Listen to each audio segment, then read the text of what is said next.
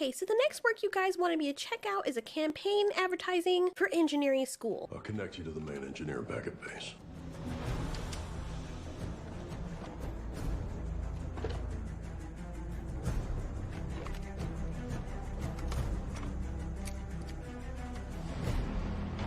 I'm sorry, what I actually mean to say is the 2016 American military science fiction action film called Spectral. But you wouldn't know because it seems like the main driving force behind this film is trying to find ways to create weapons to kill these things.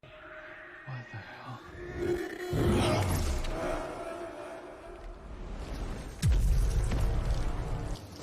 Woo! You know you did. This film was, well, weird. It was a decent movie, but very forgettable. This dude named Dr. Klein is this engineer who makes equipment for the United States military. And the military dudes fly him out to Moldova, since that's where the soldiers are deployed for some war that's going on there. Apparently something weird is going on with the goggles that Dr. Klein made. These goggles are special goggles because they're hyperspectral imaging goggles that have been issued to troops there. The general lets him know that his goggles picked up footage of something, a strange ghost-like apparition that kills anything it touches instantly. Of course, that one genius guy who's responsible for making a special piece of equipment in these kinds of movies is always called out there to answer everyone's questions. Honestly, it's annoying seeing the same trope over and over again. It's like always exactly the same character too. Of course, after seeing the footage, Mark gives them the correct answer that any science should give them when you come to contact with some unknown thing. That's not interference. I don't think you're gonna fly me all the way out here for interference, so you wanna tell me what you're thinking? No, I want you to tell me what you're thinking. Well, I don't know what I'm thinking. Good man. The science researcher lady thinks that these apparitions are probably an advanced form of active camouflage. Her mission is to get samples of whatever this thing is. Immediately, I'm thinking ghost, alien, or superweapon. Well, there's only one thing left to do to find out what these things are. Go to where they are. Because sure, if I saw that something ran into someone, went straight through them and killed them instantly, and our weapons obviously don't work against them, I'd want to get as close to it as possible. Anyway, Klein and Madison, the researcher lady, are asked to accompany a team of the Delta Force operators so that they can find the missing team that went to that location before and also to get a picture of these apparition things. Klein decides, since the goggles are what can capture these things and you can't see them with the naked eye, he's going to put like a bigger version of that, some kind of camera on top of one of the armored personal carriers. Apparently the soldiers don't like this too much, but their captain comes in, which I absolutely love, and sets the record straight. This truck has saved our lives many times. I understand. You guys know Dr. Klein's team built that truck. Klein works over at DARPA. I've worked closely with his group. Been to their facilities in Virginia. It's good to see you, Dr. Klein. Good to see you, Captain Cabrera. It feels real good when everyone else, aka the bullies, are all up in your face, and then they find out that the person who the bully has a crush on, or their parents or something, loves you and knew you from way back, then the bully's like, shit. I do like the captain, though, how he came in and just stuck up for Klein. And this is how much of a genius Klein is. See, they retrofitted these trucks for us with tougher, lighter weight armor. They designed the mechanical loaders to do the heavy lifting around here so you boys don't strain yourselves too hard. Matter of fact, Dr. Klein himself developed the thin-weight Kevlar body stocking that literally protects your balls. So I would think there'd be nothing but goodwill in this group for Dr. Klein. I love it. I love it, Dr. Klein. I know he's laughing deep inside. He was like, haha, you motherfuckers, this is what you get.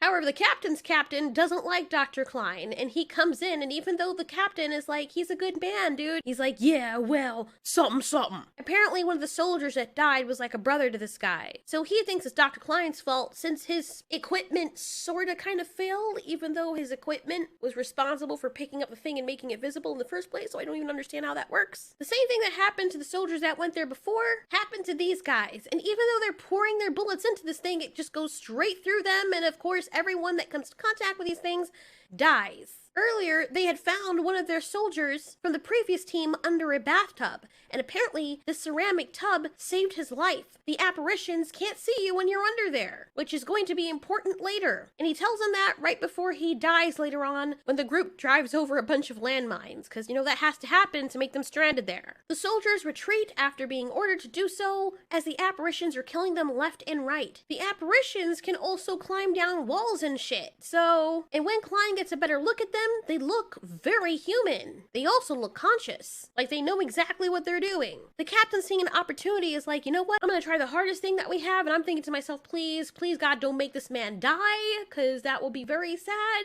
Of course, the nicest person in the entire movie is going to meet his death. After he hopefully blows up that thing, he waits to see if it's still alive. Remember, Klein is the only person who can see these things because he's in front of the Spectral camera, but before he can tell the captain, he's dead. This was Klein's friend. There's nothing you can do, there's no resuscitating them. These apparitions just kill on contact. It's like they freeze your entire body. I mean, one of the things I would try to do is experiment with bringing people back, but you know, it's not like they have the time. Later, they find two children, a girl and her little brother, and they ask what happened here. Apparently, there were metal filings all over the building. It's interesting, because in that barrier of metal filings that are surrounding the building, when the creatures step into them, they can't move. It's like it's a magnet that holds them in place, almost like quicksand. No one knows why this is the case, but of course, it's something that they can use later on. The little girl's father was responsible for this. He used to work for ceramics, and he worked at the plant, the power plant not far from here. The little boy apparently doesn't know that his father is dead, and his sister wants to keep it that way. But this is good, because these iron shavings may save their life. At first, I'm thinking, okay, why doesn't everyone just like put a barrier of like ceramic stuff around them?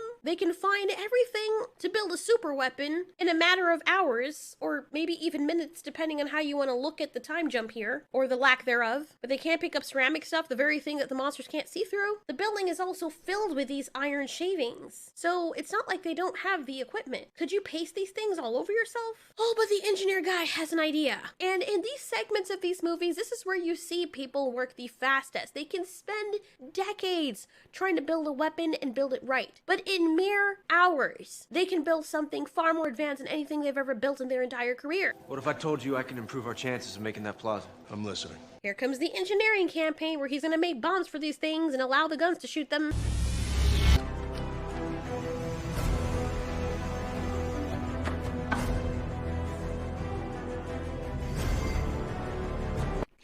I swear, this is like a campaign for engineering school, or for the military, or for both. It's the way it's done. And they take such a long time with these montages because it's like, it feels like an advertising. Just spend 5 minutes showing them getting parts and figuring out how to make weapons. Engineers are freaking awesome. Of course they are. We know that. But I would have worked with using the camouflage just so we can improve our chances. Just me. So using the Spectral camera, they're able to shoot the filings at these things because now people can see them. Oh yeah, by the way, that's the other thing that he created. He reversed the Spectral camera so that it could, now you can see the ghosts, because, you know, whatever. And there they are. Now the soldiers can see them as long as you're pointing at them, which is so convenient because while they're looking at those things, it's so plot armoring convenient that none are behind them, because you can only point it in one spot, you know? It's always exactly where they're pointing. They shoot the filings and they work. They slow down these spectral things just enough for them to get away. I wonder how long that's gonna last before that plan is a fail. The rest of their team brings in the tanks, and we think they're gonna be safe, right? Back at their base, they also build the same thing per Dr. Klein's instructions. That's mighty easy, just giving directions over the phone. All these things are in buildings just looking down at them, and for a while I'm wondering, are these things attacking these people because they have weapons and they feel like they're a threat? Maybe if you didn't have any weapons, they wouldn't attack. Oh no, but that doesn't work. After one of them hits into the tank, wondering what the hell just happened, and the rest of the humans witness this, the little boy is missing. When they're trying to find out where he is, for some reason, he's over by the filings. Why is he over by the filings? I don't know. Oh, because he saw his dad's dog tag. The sister freaks out, as I too would, and she tries to save her brother because now he's out in the open. I think at this moment he realizes his dad was dead. It doesn't matter. He's not holding any weapons, and they kill him because, you know, why not? Kudos to this movie for being willing to kill kids. This made me fucking cry. Like, it was so hard to watch him drop there, and they couldn't even retrieve his body. They only had enough weight for people in the helicopter, and that was already pushing it. The poor sister, he's all she had left. Why do kids do that? Why do you go off by yourself? You stupid idiots. Anyway, the helicopters come and airlift them out of there at the nick of time, and apparently the wind is pushing these guys back. They mentioned later on that these creatures are condensate, like sort of in a gas form, but not. You don't really ever get any explanations. You just go with it. Much later on, the engineer again makes another weapon to try and kill the condensate. He also makes this robotic thing that carries the camera. Mind you, they only made this in like 4 hours. All of these things, like, and they work perfectly without any hiccups. Just Wow, it makes you wonder, how is this guy not a freaking millionaire? Like, look what he made. How did you get the parts to even weld and do all? It just, no, don't think about it. It's this movie. Klein and Madison try to figure out a way to take down these things, and conveniently at the power plant there is a way. Turns out I was right. They were super weapons. These things had been held inside of these little jars, or whatever you want to call them, containers, and because the structural integrity of the building was wearing off, well, these poor souls that look very sad started breaking free when the glass shattered under the stress of the building slowly collapsing. Meanwhile, the army is killing these things with this condensate until you realize that some of them can come back. Why? I don't know. Look at that. The Terminator. Why are they coming back? And then not only do they come back, but they start to make like a tornado out of themselves. And you're wondering like why they didn't do that before and how are they doing that? Okay. So then Dr. Klein and the research leader find out a way to unhook some valve thing that will stop these things. Why? We don't know. When they go deeper into the building, they find out what's going on. These were actual people that are controlling this, but sort of not. You see, their nervous system and brain and consciousness are in these capsules, and that is what's controlling these things. He knows they're in pain, and the scientist lady's like, how do you know that? And he's like, I can't prove it, because science can't prove everything. So he unplugs them. She tries to stop him by saying, but this is what we came here for. We can learn more, but nah, they're in pain. Kill them all. He said he's seen enough, because these were once innocent people, or maybe not, who knows. But they are killing other people, and if there's ever a motivation to kill them, it's the fact that they can kill people instantly and they can't be killed. How do you know? This is pain. But how do you know they can feel?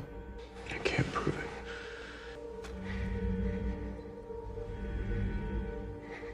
So maybe there are things science can't answer.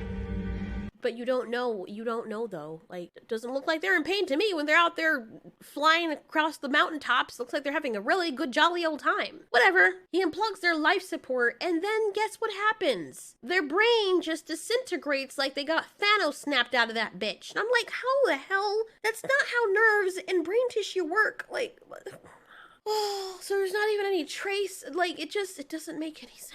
And then the war is not really over because people are still going to be fighting over what they can have. And the engineer guy's like, I'm going to go back home because I'm done with this. And the end. This movie was weird.